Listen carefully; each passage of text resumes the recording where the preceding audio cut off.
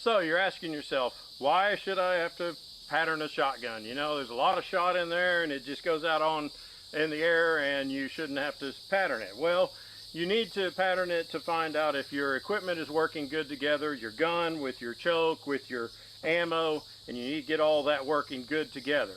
And the other part of this is some ammo shoots different in every gun.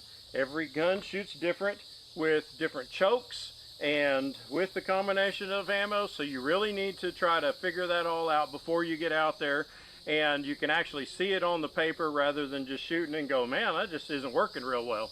So you want to be able to do that. And the last thing is that it gives you that peace of mind that you know you've got the right equipment when you go out there and you're hunting those ducks, and you don't have to worry about, you know, hey, am I using the right size ammo for this? And am I going to be able to take that shot or not? So it really helps to give you that confidence to make those shots. Okay, so now we need to actually get set up to make a shot on the paper. What you need to do is get a 4x4 sheet of like plywood or even a pallet, and you can put a piece of cardboard on there or paper or something that you can shoot into, and then you're going to be able to count the holes that are there into that paper or the cardboard. And you want to be able to set that up at the distance that you're going to be shooting. The one way we find that out is through Tom Roster's lethality chart, and that gives us the ability to do that. We have that in the regulations in here, so you look it up in there, and then it's got the chart available to you. Now, to be able to use the chart, you need to figure out, okay, what am I going to hunt? For today, I'm going to say that we're going to hunt large ducks over decoys.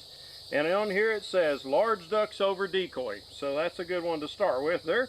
And it says we're going to be shooting probably 20 to 45 yards. And that's probably about right. I would say you're probably not going to make over a 35 to 40 yard shot if you're hunting over decoys. You know, you're calling them in, they're coming into you.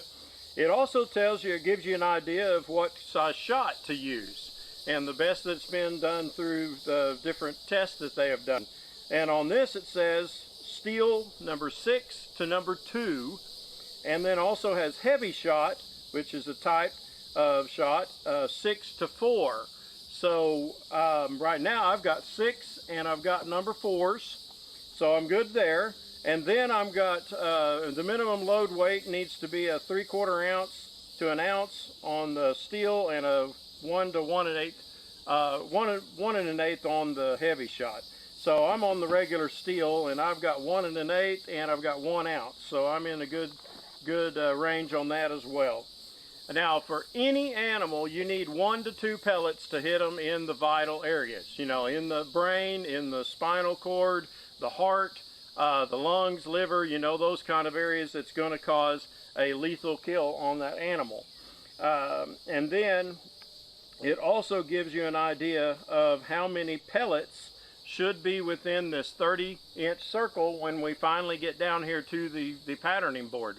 And on this one it says you need 85 to 90 pellets in that 30-inch circle in order to get that lethal kill, that 1 to 2 pellets in the area where you need it to be. Also gives you even the chokes to be using. And on this one it says improved cylinders from 20 to 35 yards and modified from 35 to 45. So it gives you a good area to start, and so you can you know, at least start at that point and see if you need to make adjustments.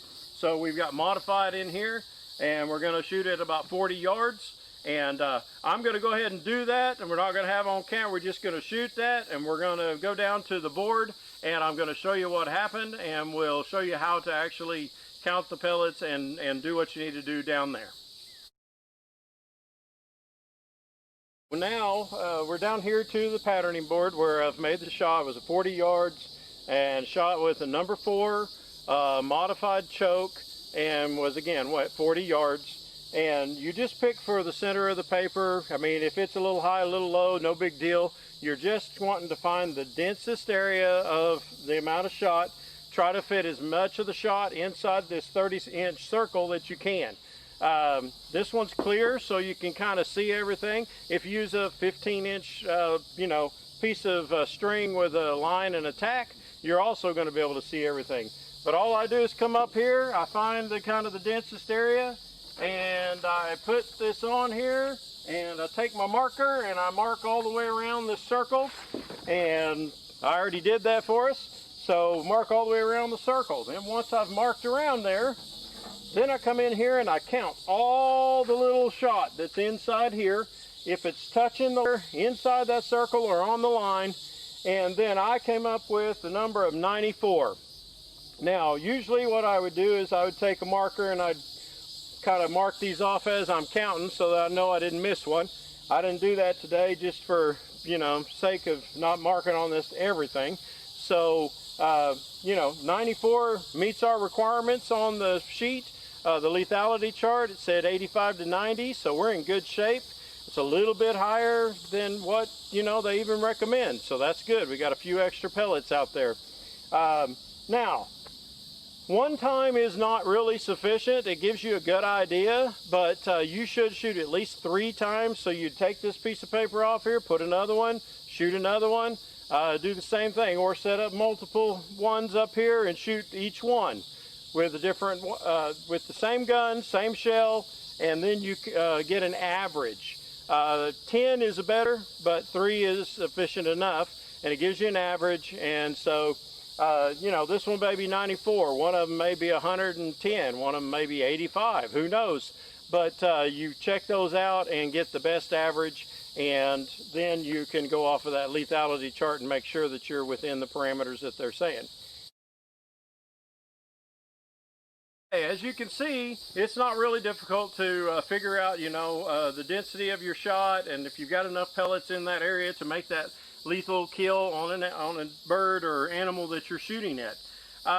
Now, in our example, it ended up that, hey, we had the right ammo with the right firearm and the choke, everything worked together, and we met our requirements down there, and we feel comfortable that we can make our shot in that 40-yard range. So what if we didn't have that and we needed to figure out, you know, how are we going to make adjustments on that? There are ways to do that. Let's say, all right, you've got an over and under here, and you've got modified chokes in because you're going to be shooting, but you're needing to increase the number of pellets in there. Well, modified's pretty high without going to a full choke, which doesn't recommend in here.